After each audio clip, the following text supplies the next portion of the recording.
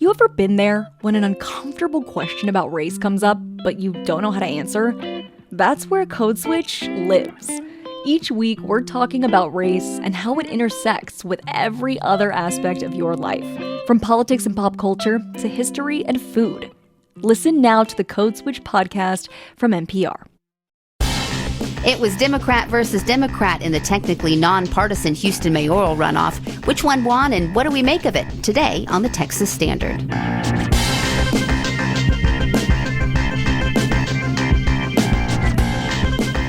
Texas Standard is a production of KUT Austin, KERA North Texas, Houston Public Media, and Texas Public Radio in San Antonio. I'm Laura Rice. The borderlines of two South American countries have long been in dispute. How a recent reignition of the argument may have just as much to do with politics as it does with oil. School districts across Texas have been hoping for an increase in funding, while even some with large tax bases are struggling to make ends meet. When you think of climate activists, who comes to mind? It may surprise you which age group says it's become a top issue for them. And we're talking food unique to Texas, not barbecue or Tex-Mex, but South Indian Texas cuisine. That and more just ahead on today's Texas Standard. From the plains to the piney woods and all places in between, it's the Texas Standard for Monday, December 11th. I'm Laura Rice. Our focus today at the top of this program is on two areas known for their relationship with oil. Though in Texas, no doubt, one is more familiar to most than the other. The unfamiliar one is to our south, in South America, in fact. But in which country exactly is at the center of the dispute? Long within the borders of Guyana, a country that's not often in the headlines, but long disputed over with neighboring Venezuela. More on why that issue is gaining international attention in just a few minutes. But first, to the undisputed oil and gas capital of Texas, Houston, where State Senator John Whitmire has defeated Congresswoman Sheila Jackson Lee to win election as the 63rd mayor of Houston. The tally from the Harris County Clerk's Office showed Whitmire beating Jackson Lee 65% to 34%, and Whitmire led consistently in most polling ever since his first public announcement that he planned to run for mayor more than 2 years ago. Here to tell us more is Patrick Svitek, who covers politics at the Texas Tribune. Patrick, welcome back to the Texas Standard. Thank you for having me. So what factors worked in Whitmire's favor here in winning this race? Whitmire was long seen as the favorite in this race. He made clear as far back as late 2021 that he was interested in running for this job. He brought a huge war chest to the race from his time in the state Senate, being able to save up millions of dollars as a state senator in his campaign account. And as you pointed out, he led in every public poll throughout this race, both before the initial election and then during the runoff. So the outcome on Saturday night was not necessarily surprising. I think what may have surprised some people was just the size of Whitmire's margin of victory being nearly 30 percentage points. So what were the candidates talking about during this campaign, and did they differ on the issues? Both of these candidates really spoke about bread and butter municipal issues, keeping people safe, public safety, fixing the roads, infrastructure, issues like flood mitigation, which are especially important in cities like Houston. And so the issue set between the two candidates was not that different, but there were some stylistic differences we saw in terms of the points of emphasis from either candidate and how they said they would achieve their goals. So, for example, John Whitmire spoke a lot more about wanting to restore trust and restore the relationship between Houston and Austin. Obviously, the state and the city have had some intense political battles over the years, and so he spoke about, given his experience as a state lawmaker, wanting to get into City Hall and kind of create a more constructive relationship with the state legislature again. So that was one thing he emphasized. Sheila Jackson Lee, she put herself forward as more of a reliable Democrat, I would say. And you could just see that in the endorsements that she touted from big Democratic stars like Nancy Pelosi and Hillary Clinton. She was clearly trying to send the message to the voters that there are two Democrats in this race, but I'm the more reliable Democrat, the one that you can trust. And I think that was apparent both in her endorsements and some of her campaign rhetoric. Do we make anything of that as far as like a broader lesson to be learned from this election, that Whitmire was perhaps the more moderate candidate here, and that Houstonites were drawn to that, or is this just a single scenario where two candidates were at play and Houstonites cast votes? Yeah, that's a great question. I think on some issues, Whitmire was maybe more moderate than Sheila Jackson Lee, but honestly, I don't think that's the story of the race here, is that there was some huge ideological contrast between a moderate Democrat and a progressive Democrat. I think the outcome is just largely due to Whitmire's strength as a candidate. That the fact that he was able to have so much money go into this race, the fact that he has served for so long in Houston, the fact that polls showed regularly that voters liked him more than Sheila Jackson Lee, and he honestly did not have any campaign gaffes. While Sheila Jackson Lee had a few here and there that I think made some folks cringe. So I really do think there may not be some broader ideological story here as much as it's just a story about the strength of the Whitmire candidacy. Well, what happens now? You ended your story talking about statements from Whitmire about opening the doors to City Hall and shaking hands with you and your friends and your neighbors. Is that the type of mayor that we expect him to be, very hands-on? We will see. I mean, this is something that he's fought hard for over the past several months, something that, as I noted earlier, he has been on the record wanting to do for quite a long time. It's been an ambition of his to come home and run for mayor and lead the city. And so I assume he has all kinds of ideas that he's eager to start implementing. And of course, as I noted earlier, he wants to build a better relationship with the state. And so we'll start seeing, it'll be interesting to see if there's any overtures from him to try to reset that relationship, which has become fraught in recent years. Patrick Svitek covers politics at the Texas Tribune. Patrick, thanks again. Thank you for having me.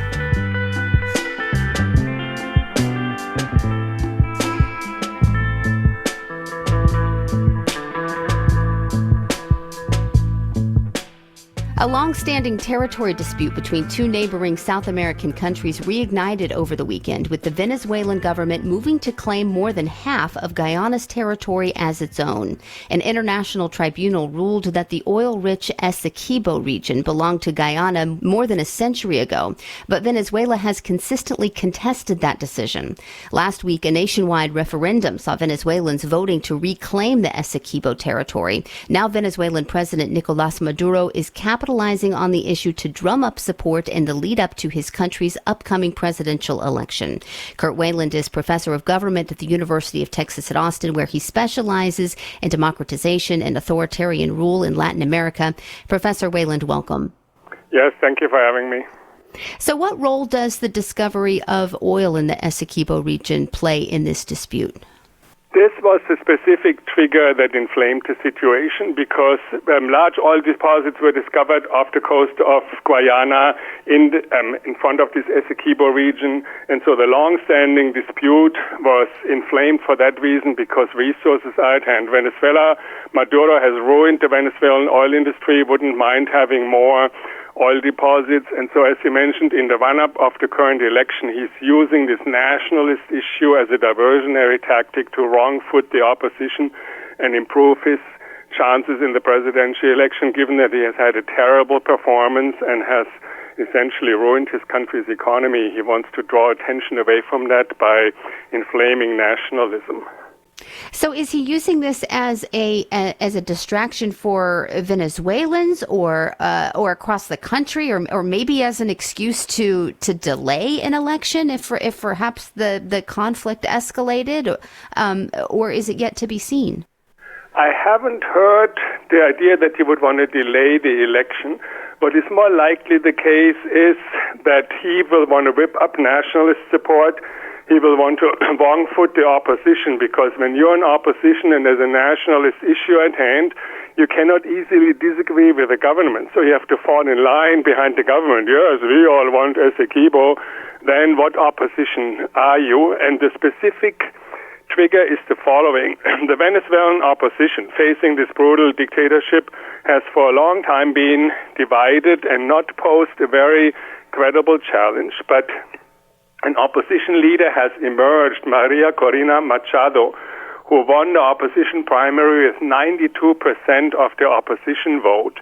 And so I think that is the specific context, that he will be compelled to hold the election under international scrutiny, but he wants to manipulate things as much as possible. I mean, they had even, at this point, Machado, the opposition leader, is still officially disqualified because the government uses all kinds of tricks to hinder opposition campaigning. But there's international pressure for her to be qualified to run. And then Maduro is in a very difficult position. And so that is essentially why he's using this diversionary tactic. Well, I know this is such a complicated issue, but quickly, if we can, I know the U.S. has come out in support of Guyana. What is the reaction from the international community been thus far? The international community is concerned because first, they don't want to have a war. There would be the third war after Ukraine and after Gaza. And that is probably one reason why Maduro thinks he can do a little bit of saber rattling. The international community clearly wants to forestall another armed conflict. A country that is very concerned about this is, of course, Brazil, because Brazil has long seen itself as the rising leader of South America with certain hegemonic aspirations. But Lula da Silva, the recently re-elected president, does not want that conflict to escalate in a way that would really draw in the United States as protector of Guyana.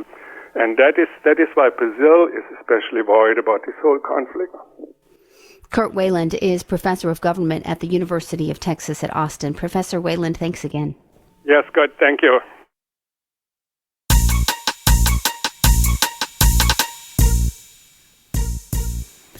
Wells Dunbar, as always, is watching the Talk of Texas for us. Hey, Wells. Hi, Laura. Good to be with you.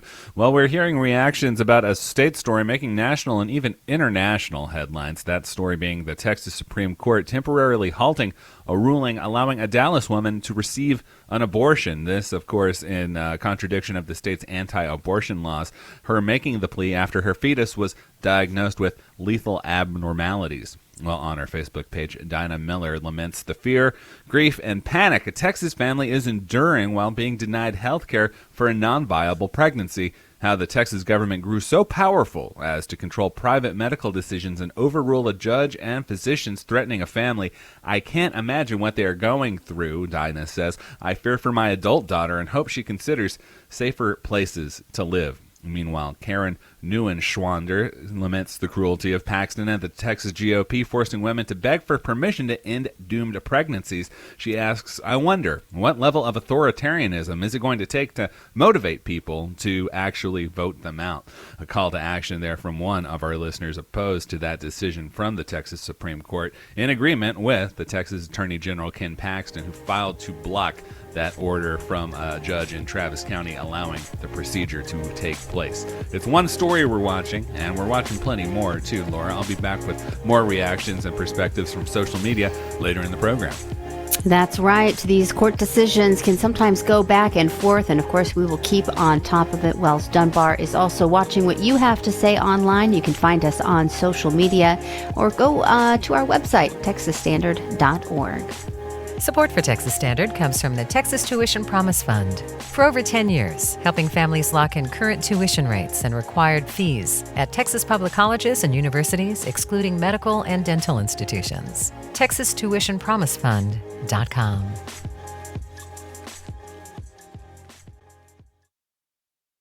It's the Texas Standard. I'm Laura Rice. The 13 constitutional amendments Texas voters approved last month will be implemented, despite a handful of lawsuits filed by far-right activists challenging the election. The Texas Newsroom's Sergio Martinez Beltran reports that means property tax cuts and raises for retired teachers will not be tied up in court. A handful of lawsuits filed by election conspiracy theorists were preventing Governor Greg Abbott from certifying the election results. The lawsuits revolved around false claims the state's voting machines were connected to the internet. Last week, the Texas Senate rushed a bill that would have expedited the trials of any lawsuits challenging a constitutional amendment election, but it stalled in the Texas House, leaving many wondering what would happen next. But on Thursday, Governor Abbott's office confirmed to the Texas Newsroom that the will of the voters prevailed. The amendments will go into effect without delay. These include property tax cuts and retired teacher salary raises, plus funding for state parks and water infrastructure. I'm Sergio Martinez Beltran in Austin. Support for Coverage of Business comes from Texas Mutual Insurance Company, a workers' comp provider committed to protecting Texas employers by investigating fraud and focusing on preventing abuse of the system. More at texasmutual.com/fraud. And you're listening to the Texas Standard. Pretty much everything costs more than it did in 2019, but in Texas, the state's public schools are still getting the same amount of money they were then. Bills that would have increased funding have been held up by Governor Abbott, who says his first priority is passing a school voucher-like program.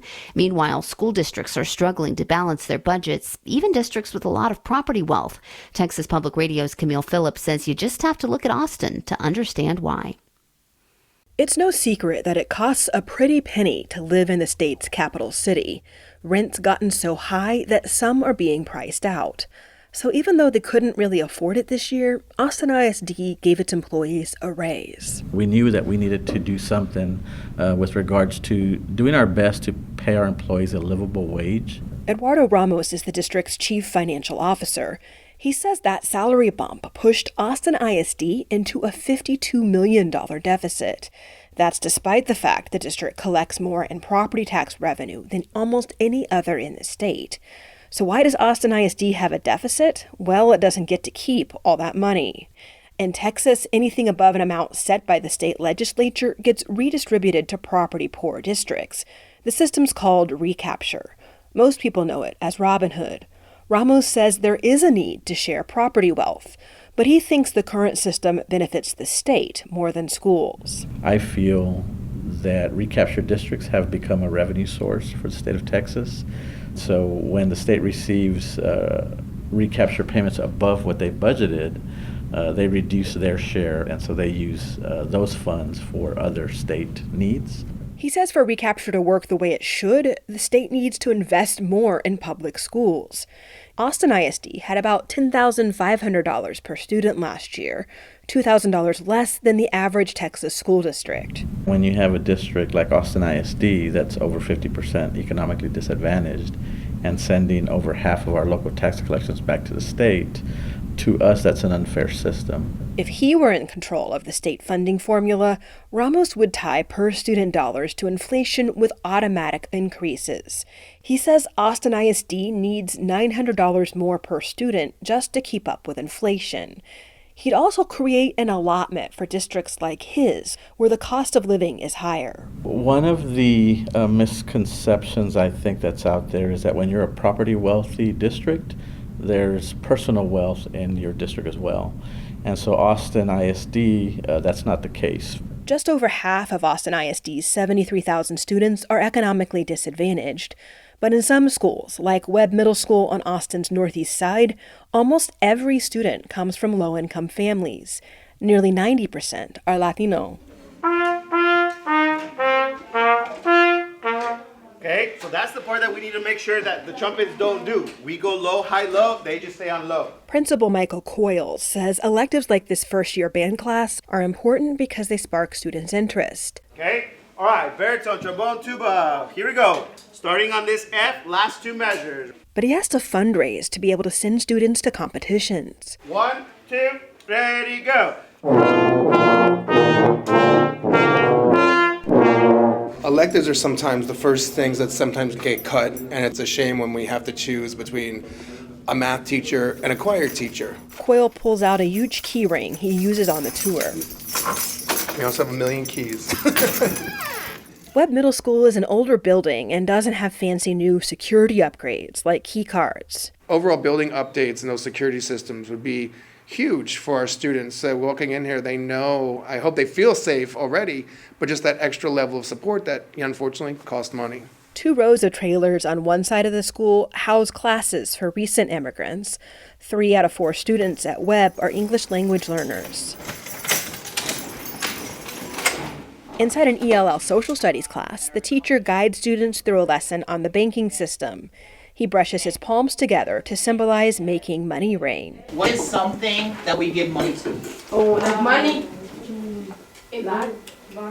The bank, how do you say bank in Spanish? Banco. In French?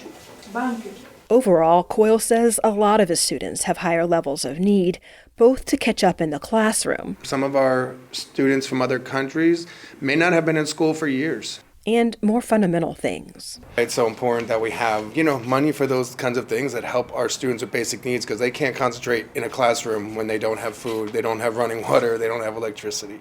Texas, like a lot of states, gives extra funding to students who need more support. Low-income students get about 25% more. Most English language learners get 10%. Coyle says that's not enough for Webb, and researchers say those students should be getting at least double. Erica Wiggins-Weathers researches education funding policies at the University of Pennsylvania. She says poverty often ends up being used as a proxy for race. But her work shows Black and Latino students often end up with less funding than white students, even if they're equally poor. And why is that? What is it about racialized poverty that means they're getting less? And I don't think we have enough conversation about that. A big part of the reason is because states rely on property tax to pay for education. Historic discriminatory housing policies linger today in school district boundaries and property values. Austin ISD is expected to collect more than $1 billion in property taxes again this year. But because Austin also has a lot of students with a lot of needs, the district, like many Texas school districts, will most likely struggle to make ends meet again next year. Webb Middle School principal Michael Coyle says he knows district leaders would give his school more money if they had it, but their hands are tied by the Texas school finance system. It's hard to see, like schools, state-of-the-art schools in other areas that are using money, that come from our city that aren't being used for our students who need it most. Without an exception to recapture called golden pennies, Austin would have an even harder time making ends meet. Golden pennies allow Austin ISD to keep about $1,000 more in property taxes per student. But the districts truly benefiting from golden pennies have a lot of land worth a lot of money and very few students. In part 4 of our series, we'll visit a West Texas district that has nearly 5 times as much money to spend per student than Austin ISD. I'm Camille Phillips in Austin. This is the third story in a series from our partners at Texas Public Radio. They're calling it Golden Pennies, Why Texas School Funding Still Isn't Fair. Listen for the next story later this week or go to tpr.org/goldenpennies for more right now. Support for Texas Standard comes from TCU, striving to address the world's challenges through research, scholarship, and service for 150 years. More at 150.tcu.edu.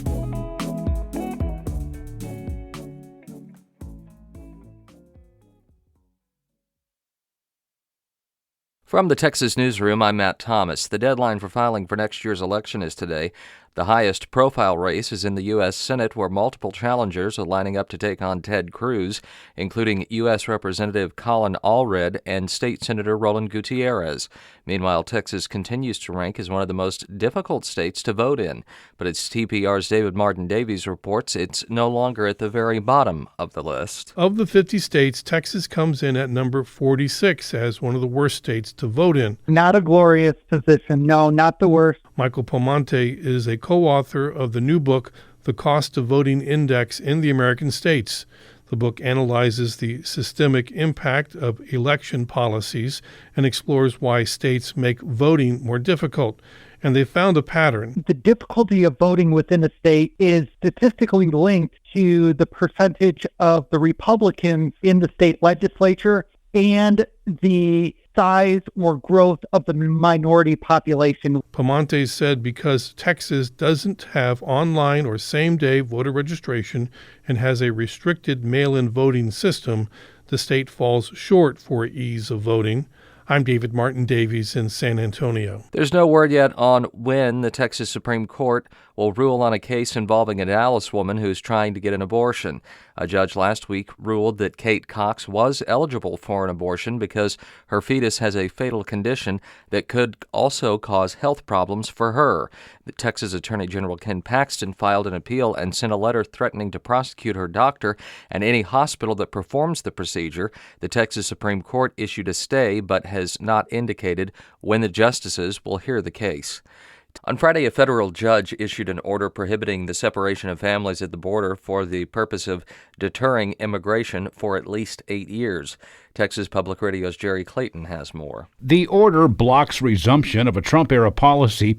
U.S. District Judge Dana Sabraw said the separations represented one of the most shameful chapters in the history of our country. Sabraw made the comments before approving a settlement between the U.S. Department of Justice and several families represented by the ACLU. That suit was filed 7 years ago. I'm Jerry Clayton in San Antonio. An arrest has been made in the murder of a 16-year-old cheerleader in Jackson County. Police have a suspect in custody who matches the description of a man seen leaving the apartment complex following Lisbeth Medina's murder. Her mother discovered her body last week when she failed to show up to perform at a parade. I'm Matt Thomas from the Texas Newsroom. You're listening to statewide news from public radio stations across Texas. This coverage is only possible because of support from listeners like you. You can help sustain and grow Texas news coverage by donating to your local public radio station today. 33 minutes past the hour, Texas Standard Time. I'm David Brown. Scientists and policymakers continue to sound the alarm about the risks posed by climate change. But do those alarm bells resonate with voters? Polls show that many young people take climate into account when they cast their ballots. And a new voter survey suggests they may be able to get something of a boost from a cohort of voters on the other end of the generational spectrum. Marianne Lavelle is a reporter for Inside Climate News. She wrote recently about a new voter survey that found a surprising number of voters 65 and older say issues related to climate change are important to them, too. Marianne, welcome to the Texas Standard. Glad to be here. Glad to be with you. Tell us about this voter survey. Who conducted it and what were they hoping to learn? Yes, this was the Environmental Voter Project, and they are a Get Out the Vote group. They go around trying to identify environmental voters, climate voters, and get them to the polls. And in the course of doing that work, of course, they saw a lot of young people care about climate, but what they didn't expect is that they saw so many older voters, those 65 and older, who really put climate first when they go to the polls. What about the survey itself? Was this a nationwide survey or certain locations involved or what? What Environmental Voter Project does that's so interesting is they've identified about 18 states where environmental voters are big enough to make a difference. And so they looked at those 18 states, and it's a real cross-section of states. And what they found was just right across the board. Older voters were second to young people in their concern about climate change as a political issue. I know a lot of listeners are going to be wondering, well, you mentioned 18 states part of this survey. Is Texas among them? Texas is among them. And that means that there are enough climate voters in Texas to really make a difference if they get out there to vote. And of course, as we all know, older voters are quite the force to be reckoned with, right? Exactly. In the 2020 election, 76% of them went to vote. For young people, it was only about 50%.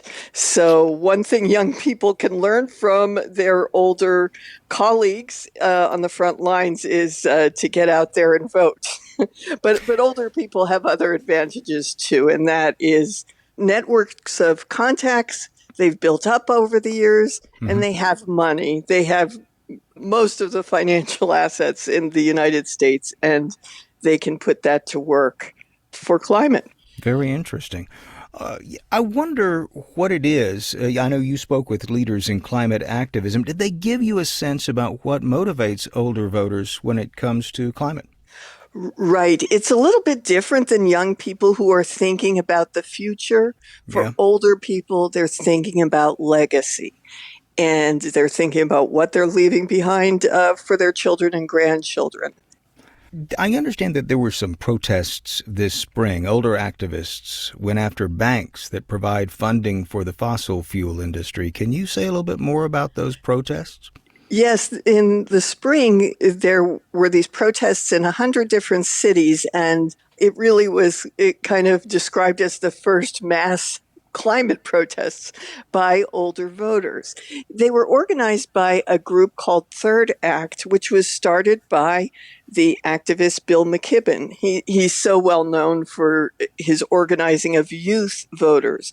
But what he said is, youth voters, he totally believes it's important for the climate movement to organize them, but they don't have the structural power. They have intelligence and energy and idealism, but they don't have enough of the power by themselves to make the change needed in the very little time we have to act on climate. I wonder if politicians have taken note of this finding, this idea that there could be a cross-generational coalition of environmental voters that could tip the balance in some places. Well, one thing for sure is that if they aren't noticing it could be something they regret. There are enough older climate voters in a state like Arizona, for instance, which President Biden won by less than half of 1%. Well, there's 5% of voters in Arizona that are older climate voters, and they can really swing that election. Marianne Lavelle is a Washington, D.C.-based reporter for Inside Climate News. We're going to have a link to her latest at texasstandard.org. Marianne, thanks so much for joining us. Glad to be here.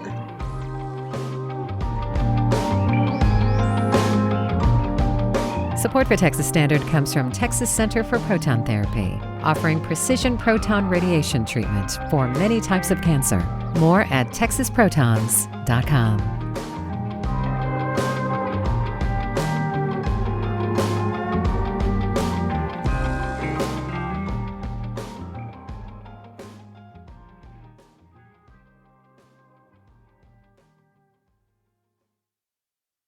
It's the Texas Standard. I'm David Brown.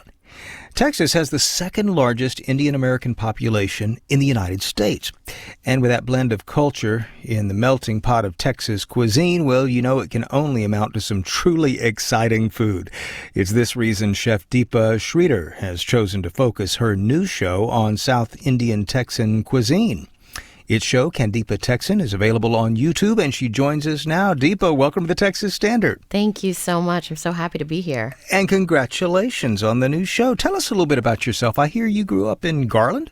Yes, sir. Yeah. So I essentially immigrated with my family when I was 4 years old in the 90s and grew up in Garland, Texas. So really was a blend of being a South Indian, eating South Indian food at home, but also because we were immigrants in the 90s, there was a lot of just sort of crossover and cuisine immersion. And just generally speaking, the way I feel like a lot of South Indians in Texas cook is South Indian Texan food.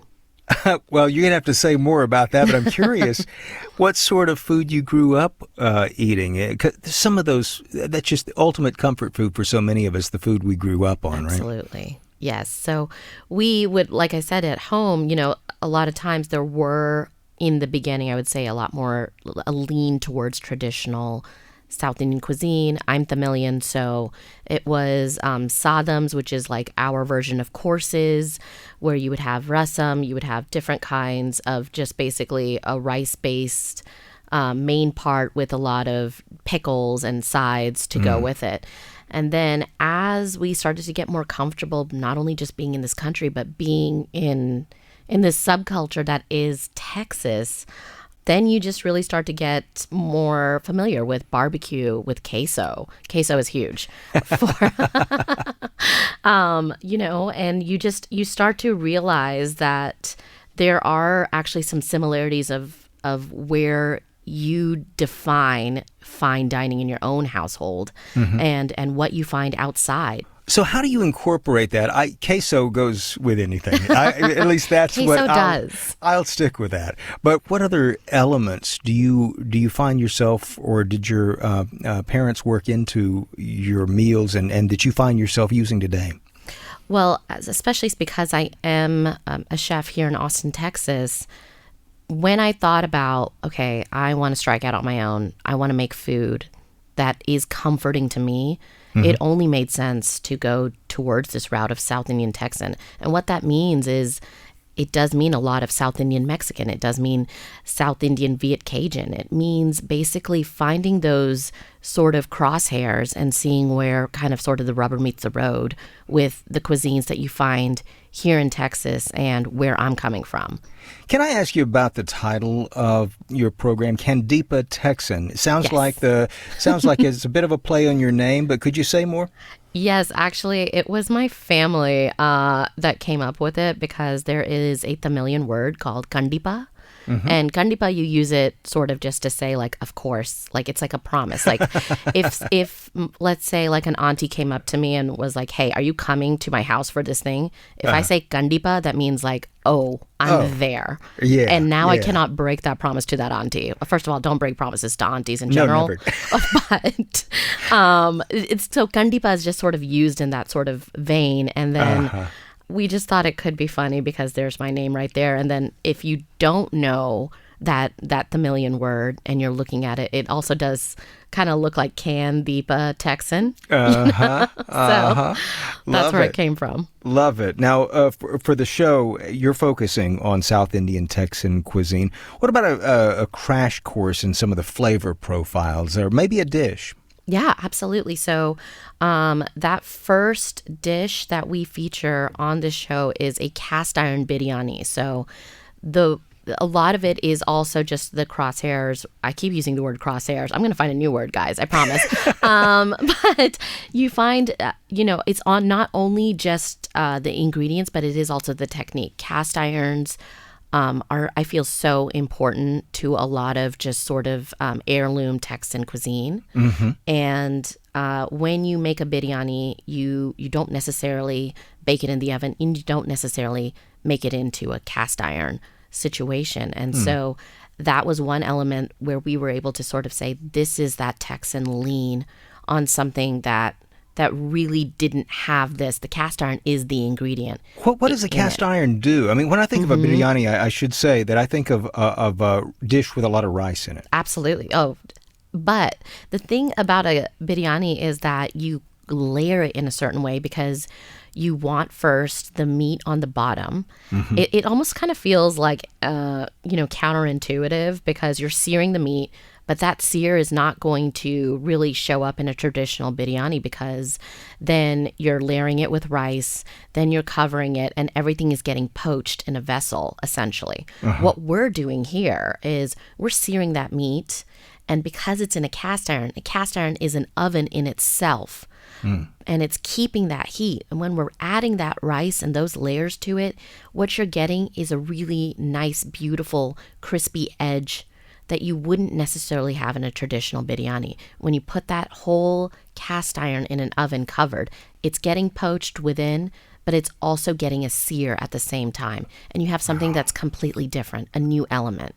Oh, I love it. I mean, just you talking about it makes me really want to try it.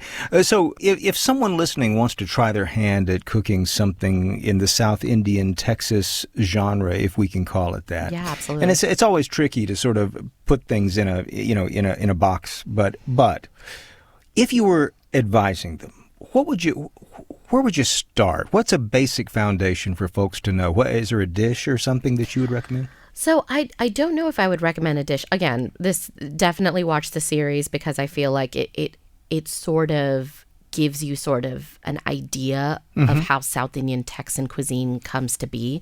I think more so, and I think I would say this about any cuisine because I do find that people find the names of cuisine more intimidating than actually once you get into it. And I think a lot of fusion cuisine, something that I'm very passionate about just because that is who I am, has to do with intuition. So let's say like if your family makes an incredible like mac and cheese dish, a way for you to incorporate different flavors is going to that particular sort of culture store. Like for instance, we have all over the country, we call them desi food stores or Indian stores. And basically they are your local neighborhood just mom and pop desi food stores, and they're just a great way to start exploring.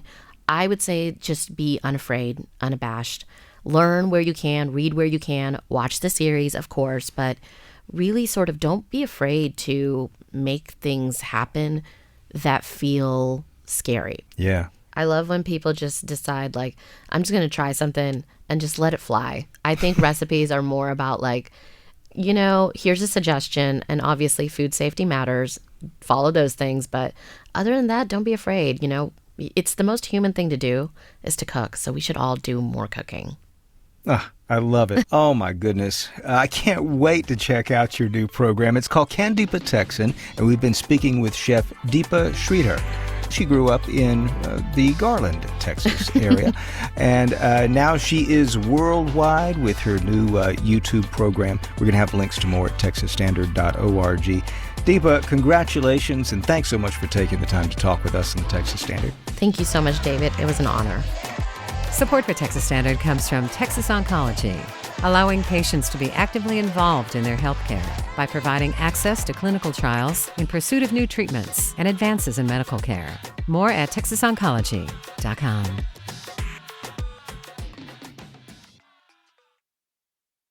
This is the Texas Standard. I'm Laura Rice. Childcare is among the largest expenses for working families, including those in the armed services. But thousands of military parents are on wait lists, unable to enroll their kids in base childcare centers. The problem is both a lack of staff and a shortage of childcare facilities. While the Pentagon has made some progress addressing the issues, families might still wait years for a childcare opening. Andrew Dyer reports for the American Homefront Project. Are you ready for your nap? It's almost nap time at the Navy's Child Development Center on Marine Corps Air Station Miramar in San Diego, and the toddlers in this class are just finishing some snacks before lying down. Come on. This brand new center opened in October. It's high-tech and secure. A wall of monitors in the lobby shows live video from each of the classrooms. Parents can drop in any time and see their children, and front desk staff can see what's happening at all times. All its classrooms open to outdoor, age-appropriate playgrounds. Most are empty now, but Janet Hooten, who manages child and youth programs for the Navy throughout the Southwest, says once the center is fully staffed, there will be room for more than 300 children, space that's desperately needed. We're excited about that because our wait list is about 500 children for just Miramar. But Metro San Diego, we have about 2,600 children on the wait list, and about 1,100 of those are under the age of 12 months. Those numbers are significantly better than they were during the summer of 2022, when more than 4,000 military kids were on the San Diego wait list. They're just part of the more than 8,500 military children worldwide the Pentagon says are waiting now. Another 2,000 non-military children are also waiting to be placed in Defense Department childcare centers. Francisco Jameson is the Chief of Military Programs and Strategy at Child Care Aware of America, the nonprofit that helps manage the Pentagon's fee assistance subsidy for military families. He says child care challenges are especially difficult for those families. They're servicemen and women who put their lives on the line every day to protect our freedoms.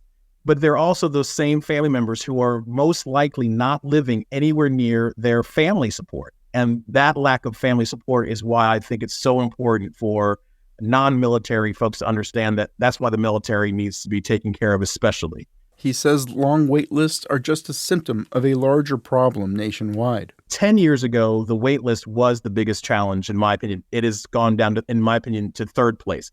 Having enough staff, having enough centers are way more important now because the wait list would be improved if we could fix that. Sarah Jacobs, a California Democrat, sits on the House Armed Services Committee. Miramar is part of her district, as are thousands of service members living in central and eastern San Diego County. She says taking care of military families at home should be a top Pentagon priority. The number one thing that I hear from military families in my town halls with them and conversation is really about quality of life issues, predominantly housing and childcare. Jacobs points to several amendments in next year's defense bill she says will address childcare, including better pay and benefits for workers and a boost in the childcare subsidy service members receive. And then also on the family side, increasing transparency and accuracy of the wait lists so that they understand, how long they have to wait. The new Miramar Center is the first of 3 facility projects in San Diego. Another center at Miramar is being updated, and the Navy's building another brand new center at Naval Base Point Loma. In addition to building new centers, Hooten says better pay and bonuses are helping. A partnership with local colleges is also promising. We are in the process of working with our colleges that have the early childhood departments, and so looking at internship and bringing them on board as well. Jameson says it's important for military families to get on the wait list as soon as they learn they're expecting a child. Don't wait until the baby's born.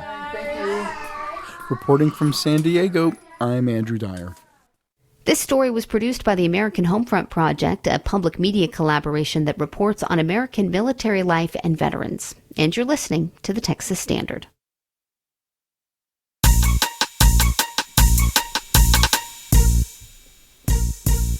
And it is time again to check in with the Standard's Wells Dunbar, who's been keeping an eye on breaking news and your conversation online. Wells, welcome back. Hi, Laura. It is that time. Where does the time go, I wonder? So fast. Well, it flies when you're hearing from as many people as we are about the topics we've been exploring today, including the one I was talking about earlier, those latest developments. Texas Attorney General Ken Paxton threatening the doctors and hospitals involved with the potential abortion a Dallas woman is seeking after she was granted that permission by a court, but then the Texas Supreme Court put a stay on that ruling, the patient seeking the abortion due to the non-viability of the fetus and potential health risks it poses. Jed Billings on our Facebook page says, I remember when Republicans demanded we keep government out of health care because it was between a person and their doctor. Now Ken Paxton is threatening to sue everyone involved because a judge said a woman could have an abortion to protect her life and the fetus wasn't going to survive. It's kind of like how Greg Abbott said parents know what's best for their child, except when the parents try to do what is best for their children, and he threatens them with investigations and prosecutions. I think our listener there referring there to some of the instances we've seen with parents of transgender teen Texans in the state there, and some, as we've reported, investigations into those families. So lots of folks concerned about that out there. A more local story here being highlighted by one of our regular listeners, Gabrielle Gordon. She writes on her Facebook page that I heard Keller ISD is voting this afternoon on whether to allow chaplains to be school counselors. She says, I can't go to the meeting, but will they have enough of these new counselor types to cover all of the different religions and subsets, she asks. There's more than one type of evangelical Christian, more than one type of Lutheran, etc. And another listener chimes in to note that that term chaplains can be misleading as there is no certification or licensing required. This law, in their words, is designed to push religion into schools. So, interesting seeing that borne out by some local reporting there in North Texas. Situation there to keep an eye on in Keller ISD on whether or not they, allow that one to go forward. Another story we've been reporting on here kind of ties back to the other story about the instances of school funding and the difficulties that many schools have that we heard there earlier in that great series we've been sharing installments of, Laura. Yeah, so this issue with chaplains, this was, I believe, just this last legislative session, right? So this isn't something that Keller ISD just made up all on their own. But they are following up on it. Yes. So it could be a thing that we do see at other districts. So interesting, though, that that we're watching that happen in Keller. And our listener brought up a really good point. I think the concerns that that some who spoke against that bill when it was making its way through the legislature. I was going to say this past legislative session, but I realized as I'm saying that there's been like 5 of them since the regular session. I had to stop and check myself for a minute and say, are we still in one right now? But no, unfortunately so. I believe we are not, and that 4th, special legislative session has expired. Well, real quickly, I'll just chime in to say that Jay Knowles on our Facebook page is excited about the Cowboys wiping out Philadelphia. So that was a one to watch yesterday. All right. Wells Dunbar is watching, and he's watching what you've got to say online. Thank you so much, Wells. And I'd like to send one more big thank you to the Texas Standard's fall interns who are just wrapping up their last days with us. Allison Rodriguez, Breezy Reyes, and Edley Termillion. Wonderful folks. Thank you so much for listening. Philanthropic support for Texas Standard comes from Casey and Scott O'Hare, the Winkler Family Foundation, Lynn Dobson and Greg Wooldridge, Adrian Killam, and the George Huntington family.